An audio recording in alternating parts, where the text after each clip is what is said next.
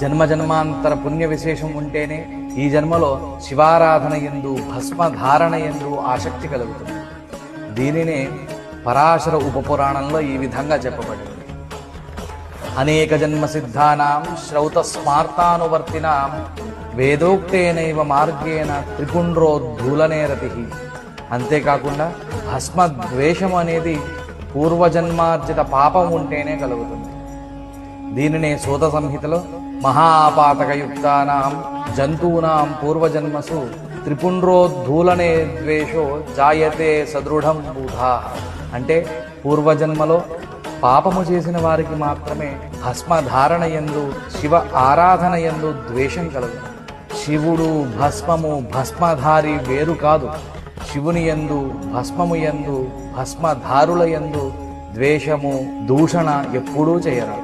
ఇవి మహాపాతకములుగా చెప్పబడి